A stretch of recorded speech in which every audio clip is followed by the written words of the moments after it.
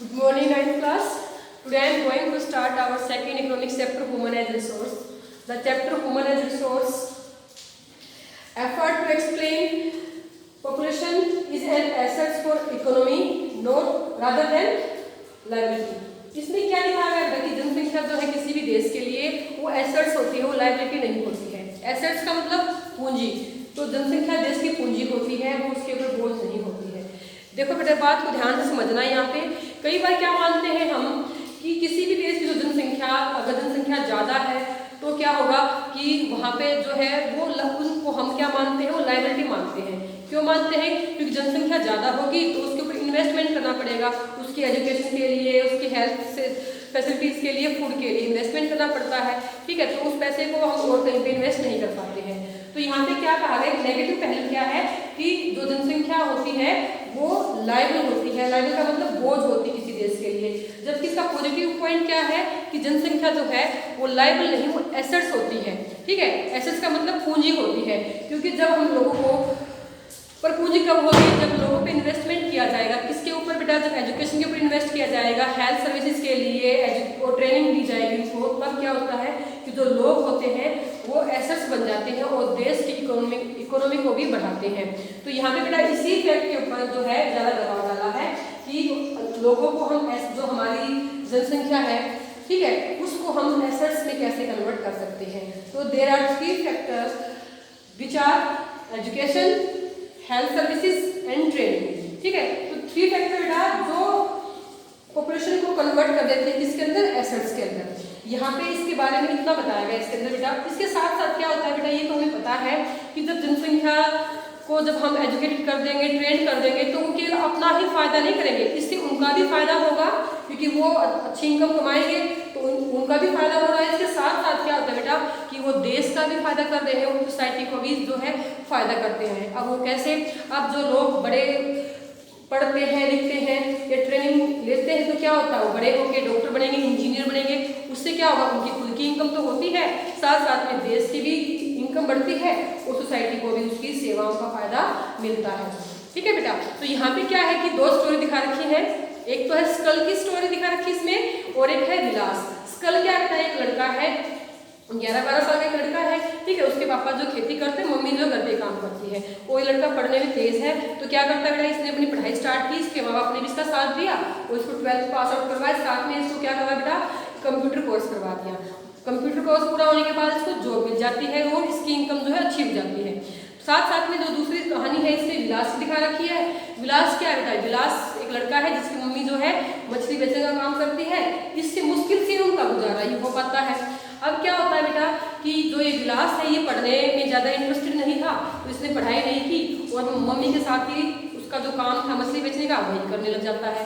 साथ साथ में जो विलास है बीमार भी रहता है और बार बार में उसको डॉक्टर के पास जाना पड़ता है चेकिंग के लिए। तो यहाँ पे 2 स्टोरी दिखाई है, स्कल और विलास। स्कल क्या है? हेल्दी भी है, एजुकेटेड भी है और उसने ट्रेनिंग भी ली। जबकि जो विलास है वो हेल्दी भी नहीं है, बीमार रहता है। ठीक है, सेकंड क्या है, उसने एजुकेशन भी नहीं उसके पास, ना उसके पास ट्रेनिंग है। आप देखो, अब जब विलास पढ़ा लिखा नहीं है तो क्या होगा, क्या उसकी इनकम बढ़ पाएगी? नहीं बढ़ पाएगी। उसको पूरी उम्र जो है उसी इनकम में गुजारा करना पड़ता है। जबकि जो स्कल है उसने क्या किया बेटा, उसने अपने आप को एजुकेट किया, ट्रेन किया। ठीक है, उसकी क्या है, इनकम बढ़ने लग रही है। तो यहाँ पे क्या बताया गया है कि जब हम इन्वेस्ट करते हैं किसके अंदर, इन तीनों फैक्टर के अंदर जब इन्वेस्टमेंट करेंगे तो हमारे रिजल्ट भी जो है वो बेटर होंगे, हमारा जो आउटपुट भी होगा वो भी अच्छा होगा। तो इसमें यही बताया गया कि देश की जनसंख्या में जो देश की जो पॉपुलेशन होती है, जनसंख्या जो होती है, तो उसको हमने एसेट्स बनाना चाहिए, वो लायबिलिटी नहीं होनी चाहिए। जब एसेट्स होंगे तब देश का भी डेवलपमेंट होता है। यहाँ पे एक स्टोरी दिखा रखी है जापान की। जापान एक छोटा सा देश है और ना वहाँ पे अच्छे नेचुरल रिसोर्सेज मिलते हैं, परंतु फिर भी एक डेवलप कंट्री है क्योंकि जापान ने क्या किया बेटा, अपने लोगों के ऊपर इन्वेस्ट किया है, एजुकेट किया उनको अच्छी ट्रेनिंग दिलाई, उनको अच्छी हेल्थ सर्विसेज दिलाई है। तो क्या होता है कि जापान जो है वो एक अच्छा डेवलप कंट्री बन जाता है, जबकि वहाँ पे ज़्यादा नेचुरल रिसोर्सेज भी नहीं कम होते हैं। ठीक है, तो कोई भी कंट्री डेवलप हो सकता है अगर वहाँ की जो जनसंख्या है वो एसेट्स बन जाती है तब। इसके साथ साथ इसमें क्या बताया बेटा कि जब भी कोई व्यक्ति या जब भी कोई पर्सन जो है क्या करेगा, अगर वो पढ़ता है, लिखता है, ट्रेन करता है अपने आप को, इससे केवल उसी का का ही फायदा नहीं होता है, इससे जो है सोसाइटी का भी फायदा होगा, इससे कंट्री का भी फायदा होगा। वो कैसे? देखो बेटा, सोसाइटी का फायदा कैसे होगा? उसने वो पढ़ा है तो उससे पहले उसका खुद का फायदा होगा। कैसे होगा? अगर उसने पढ़ा, उसने अच्छी एजुकेशन हासिल की है, उसने अच्छी ट्रेनिंग ली है, तो उसको क्या मिलेगी? उसकी अच्छी सैलरी मिलेगी, ठीक है, देश की इनकम बढ़ेगी। साथ साथ में क्या होता है बेटा कि सोसाइटी को भी उसकी सर्विसेज का फायदा मिलेगा। जब बच्चे पढ़ के बड़े होकर डॉक्टर बनते हैं, इंजीनियर बनते हैं या साइंटिस्ट बनते हैं, तो उनको खुद की भी इनकम होती है, देश की भी इनकम होती है, सोसाइटी को फायदा मिलता है। यहाँ पे और भी बेटा बहुत चीजों पे जो है यहाँ पे दिखाया गया है। इसके साथ साथ दिखाया गया कि जो स्कल है वो अलग एक्टिविटीज में इंगेज है, जो विलास है वो अलग एक्टिविटीज में इंगेज है। तो देखो बेटा, अलग अलग एक्टिविटीज में इंगेज होने के बाद यहाँ पे क्या दिखाया है कि तुम्हारी एक्टिविटीज होती है वो अलग अलग होती है। तो यहाँ पे जो एक्टिविटीज होती है तीन सेक्टर में डिवाइड की है। पहला सेक्टर क्या है? प्राइमरी सेक्टर है, सेकेंडरी सेक्टर है और टर्शियरी सेक्टर है। प्राइमरी सेक्टर में क्या है? इसमें प्रोडक्शन किया जाता है, किसका इस्तेमाल करके? नेचुरल रिसोर्सेज का इस्तेमाल करके प्रोडक्शन किया जाएगा। सेकेंडरी में क्या होता है? मैन्युफैक्चरिंग। मैन्युफैक्चरिंग का मतलब क्या होता है? जो हम नेचुरल रिसोर्सेज का इस्तेमाल करके जो प्रोडक्शन कर रहे हैं, जैसे कि मान लो हमने क्या की, खेती की, माइनिंग। यहाँ पे इसके एग्जाम्पल क्या आएंगे बेटा? Agriculture, mining, forestry, animal husbandry, ठीक है। तो हमने ये सब क्या है? नेचुरल रिसोर्सेज होते हैं, खेती करते हैं, जो प्रोडक्शन होता है वो हमारा किसके अंदर आएगा? प्राइमरी सेक्टर के अंदर, ठीक है। पशुपालन और जो हम वन विभाग जो वन उगाते हैं, किसके अंदर आते हैं? हमारे नेचुरल प्रोडक्शन के अंदर, ये हमारा प्राइमरी सेक्टर के अंदर आते हैं, क्योंकि इसमें नेचुरल रिसोर्सेज का इस्तेमाल करके प्रोडक्शन किया जाता है। मैन्युफैक्चरिंग में क्या होता है? जो प्रोडक्शन हमने यहाँ से प्रोड्यूस किया है जो चीज को, उस चीज को कारखानों में लेके आएंगे और फिर उनको दूसरी चीज में कन्वर्ट कर दिया जाता है। मान लो हमने यहाँ से क्या उगाया? गेहूं उगाया, फिर उसको कारखानों में लाके उससे हमने आटा बना दिया, उससे ब्रेड बना दिया, और भी बहुत चीजें बनती गेहूं से, आटे से, ठीक है। नेक्स्ट हमने यहाँ से कॉटन को उगाया, कॉटन को हम कहाँ लेके आए? फैक्ट्रीज के अंदर लेके आए, कॉटन से हमने क्या बनाया? कपड़ा बना दिया। यहाँ पे हमने बेटा शुगर केन उगाया, शुगर केन से हमने क्या बना दिया? यहाँ पे लेके आके हमने क्या बनाई? इससे शुगर केन से हमने शुगर बना दिया, फिर चीनी बना देते हैं यहाँ से, ठीक है। तो यहाँ पे क्या बेटा प्रोड्यूस किया जाता है नेचुरल रिसोर्सेज के द्वारा थिंग्स को, और यहाँ पे क्या होता है? उनका रूप बदल दिया जाता है दूसरी वस्तुओं में। नेक्स्ट बेटा ऑल सर्विसेज का मतलब क्या होता है? टर्सरी। टर्सरी जो थर्ड सेक्टर है यहाँ पे बेटा, इसमें क्या है? ऑल सर्विसेज का मतलब जितनी भी हमारी हेल्थ सर्विस है, एजुकेशन सर्विसेज हैं, ट्रांसपोर्ट सर्विसेज हैं, कम्युनिकेशन सर्विसेज हैं, बैंकिंग है, ये सभी सर्विसेज जो होती हैं किसके अंदर आएंगी? टर्सरी सेक्टर के अंदर आती है। तो समझ में आया बेटा? ये हमारी एक्टिविटी, ये जो है प्रोडक्शन की बहुत सारी एक्टिविटीज होती हैं, उनको यहाँ पे 3 पार्ट्स में कैटेगराइज किया गया है, प्राइमरी सेक्टर, सेकेंडरी और टर्सरी, ये तीनों हमारे इसके अंदर आती है। नेक्स्ट बेटा इकोनॉमिक एक्टिविटी क्या होती है? जो हमारे नेशनल इनकम को ऐड का मतलब बढ़ा देती है, वो होती है इकोनॉमिक एक्टिविटी। मार्केट में क्या करते हैं? यहाँ पे 2 भाग में इसको डिवाइड कर दिया गया है, मार्केट एक्टिविटी और नॉन मार्केट। मार्केट में क्या करता है? It include remuneration. रिम्यूनरेशन क्या होता है बेटा? कि जब काम चलता है अपने फायदे के लिए, ठीक है, कोई भी काम करते हैं उसके बदले हमें पैसा मिलता है, वो हमारी मार्केटिंग एक्टिविटी के अंदर आते हैं। टीचिंग अगर मैं यहाँ पे करती हूँ तो मुझे इसका पैसा मिल रहा है, तो क्या? हमारी मार्केटिंग। अगर मैं घर पे रह के बच्चों को काम करवाती हूँ अपने को, मुझे कोई पैसा नहीं मिल रहा, तो वो क्या आती है? सेल्फ कंजप्शन, मतलब नॉन मार्केट होता है, ठीक है। तो मार्केट एक्टिविटी में क्या होता है? पैसा मिलता है, काम के बदले पैसा मिलेगा, और नॉन मार्केट का काम का मतलब क्या होता है? जब हम अपने खुद के लिए काम करते हैं, तो ये हमारी मार्केट एक्टिविटी हो जाती है। इसके साथ साथ क्या बताया गया है कि जो कई हिस्टोरिकल और कल्चरल जो है रीजन होते हैं, जिन्होंने क्या कर रखे हैं कि डिवाइड कर रखे हैं कि औरतें ये काम करेंगे और पुरुष ये काम करेंगे। जैसे स्कल की स्टोरी में हमने देखा था, स्कल की स्टोरी में क्या देखा कि इसके पापा खेती करते हैं, इनकम कमा के लाते हैं और घर का खर्च चलाते हैं, मम्मी घर पे रह के काम करती है, बच्चों को पालती है, घर की देखभाल करती है, इसके बदले उसको कोई पैसा नहीं मिलता है।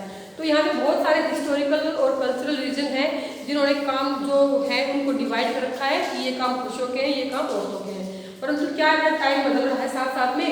अब क्या हुआ? अब औरतें पढ़ती लिखती हैं, ठीक है, तो वो क्या होता है बेटा, जब परंतु फिर भी कई सेक्टर ऐसे हैं, अनऑर्गेनाइज सेक्टर ऐसे होते हैं जहाँ पे उनको पूरी तरह से जॉब की सिक्योरिटी नहीं मिल पाती है, उनको मैटरनिटी लीव नहीं मिल पाती है, उनको जो है इक्वल इनकम नहीं मिल पाती है। तो बहुत सारी चीज़ें यहाँ पे भी ऐसी हैं जहाँ पे थोड़ा सा जो है भेदभाव किया जाता है।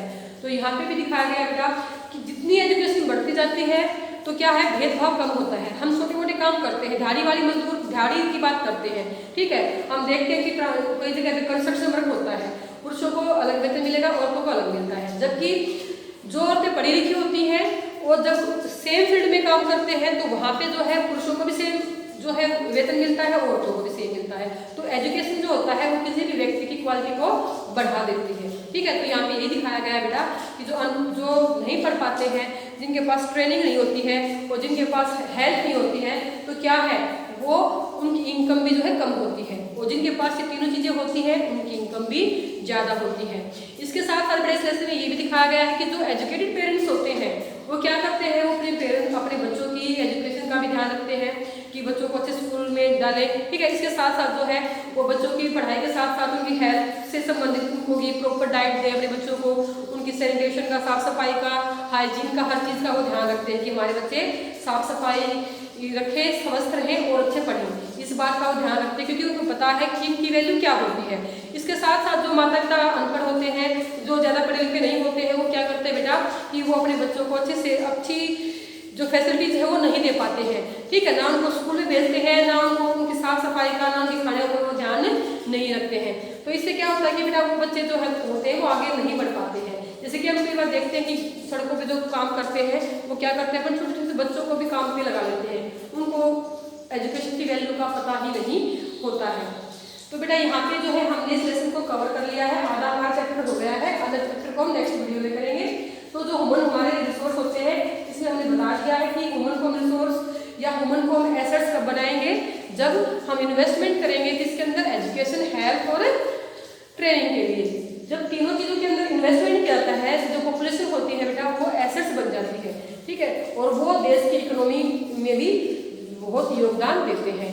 तो यहाँ पे हमने बेटा इस लेसन को कवर कर लिया है, बहुत ही इजी चैप्टर है। अगर आप इसको एक बार ध्यान से पढ़ोगे तो आपको जो है हर बात जो है यहाँ पे क्लियर हो जाएगी, ठीक है बेटा। इसी वीडियो में इतना ही, थैंक यू।